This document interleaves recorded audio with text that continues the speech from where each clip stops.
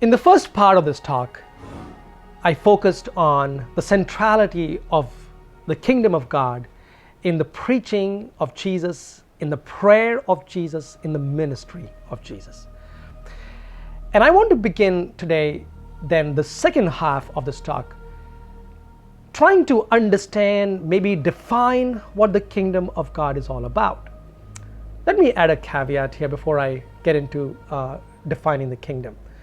The word kingdom does not seem like a general neutral term, but the only reason I'm using it is because that's the term that Jesus used. Perhaps the term reign of God is a more general neutral term, but please know that when I use the word kingdom, I don't mean to make sure that this is a paternalistic teaching, or I just mean to use the term that Jesus used.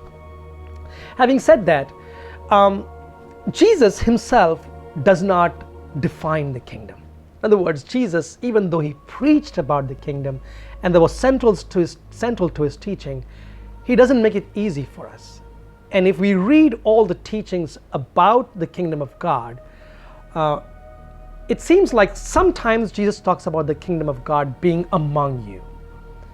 Sometimes he talks about it being in your heart.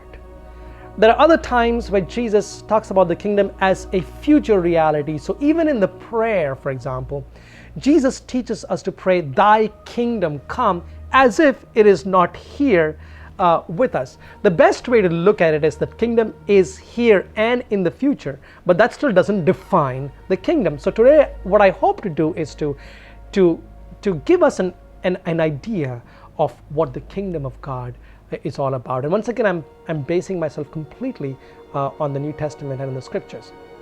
Now, a good starting point for me is to contrast the kingdom against another reality that we are all familiar with. And I think it is in this contrast that the definition of the kingdom of God will become even clearer. So for example, let me talk about the nation state. We all understand the meaning of the word a country, a nation state. For example, the United States or India, where I come from, these are nation states. And a nation state is a very concrete reality. I can go and look at a globe and see what the United States of America looks like. I can define its boundary.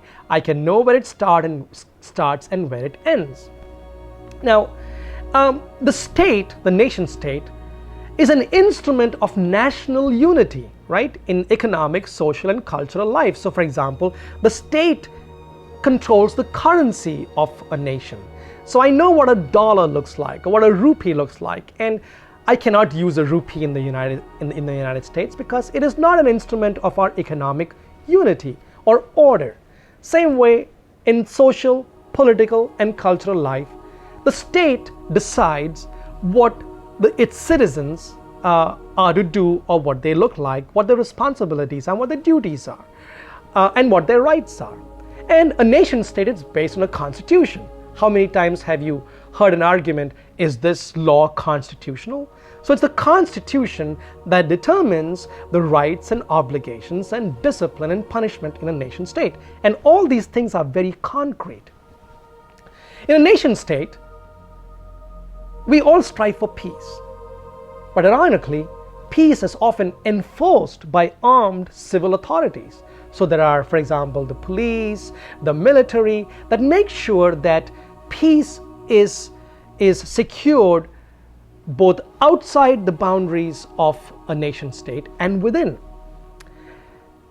One of the characteristics of a nation state is that there are seldom second chances offered to those who fail. So if I commit a crime, I cannot go to the confessional of the state and say I'm sorry and they'll give me a penance and let me out. No, basically I have to either do jail time or pay severe penalty. So there are no second chances offered to those who fail. And one of the main characteristics of a nation state is patriotism, nationalistic patriotism. We understand the meaning of a flag and we treat the flag with respect.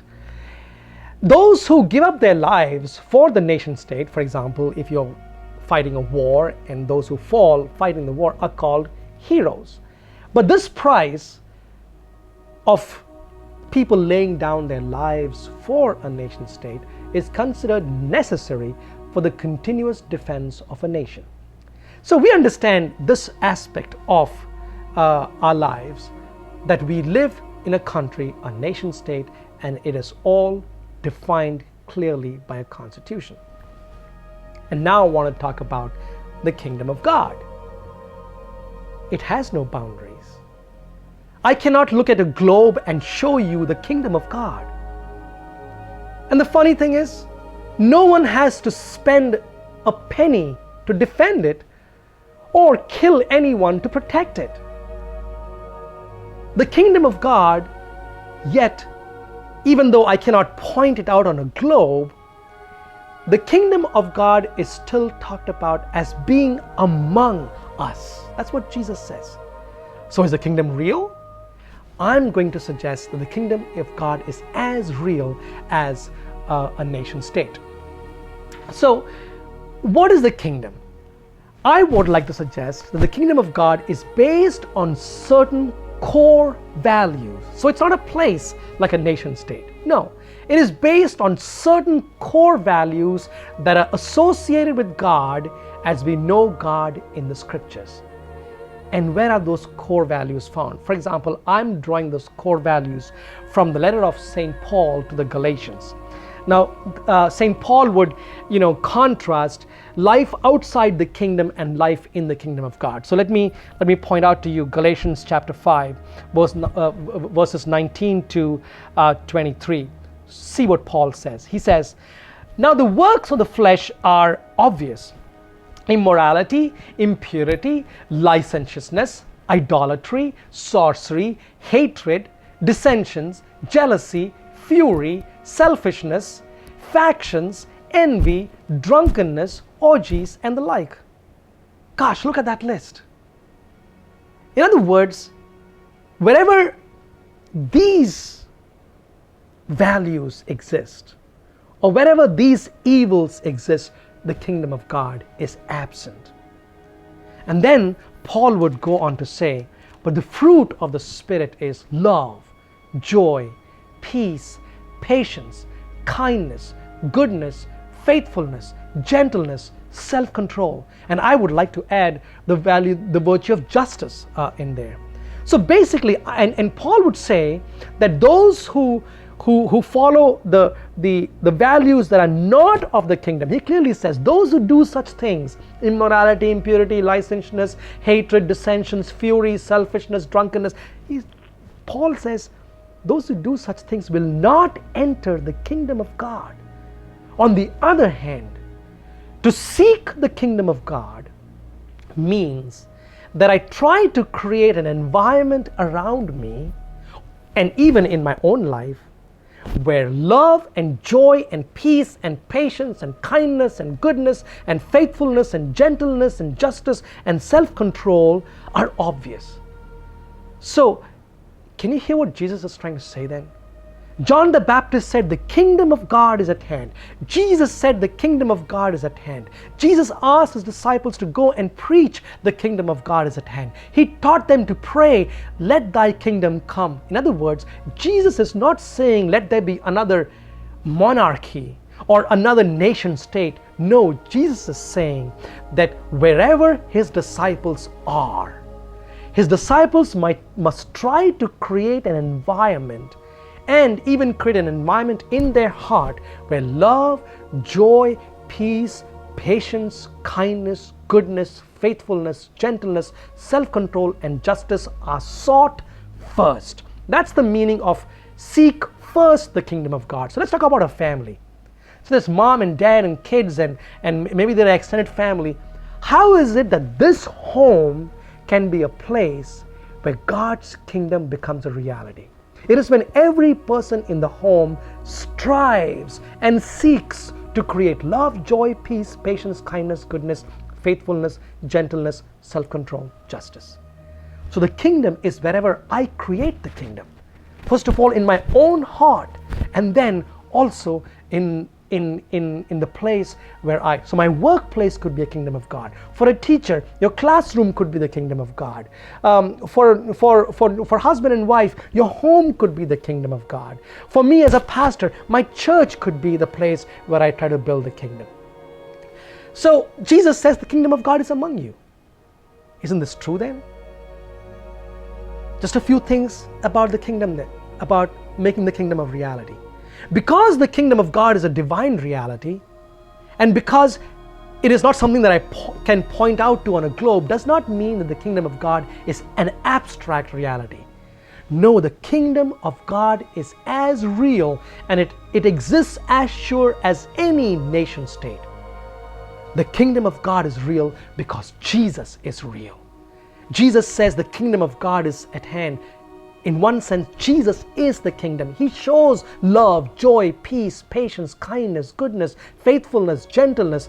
Jesus is the face of all these virtues. All these virtues are lived in its fullest possible way in the life of Jesus. So Jesus, first of all, is the face of the kingdom.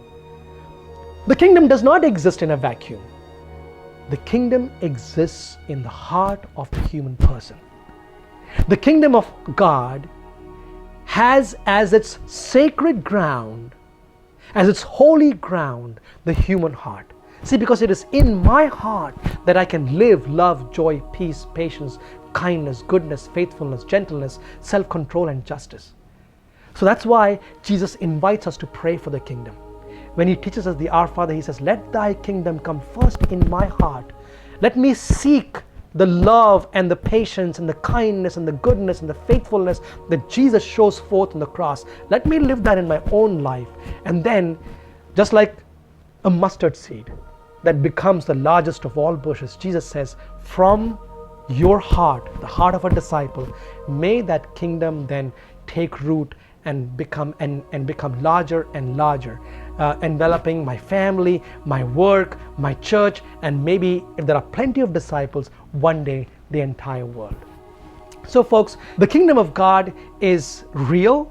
It is not a geographical reality, but it is a reality in the human heart. And our human heart is that place where the kingdom of God exists. And hopefully, if you and I are seeking to be disciples, if we are seeking the kingdom of God, we can take the virtues that Christ has asked us to live in our lives, and then make our environment a place where those virtues can live and grow. So when you pray the Our Father, please do not be ambiguous anymore. When you pray the Our Father, let thy kingdom come, pray that the preaching, the ministry, the prayer of Jesus, and the virtues that Jesus lives out can become real in your own life and wherever you are. I invite you then to seek first the kingdom of God, and everything else will be given to you besides.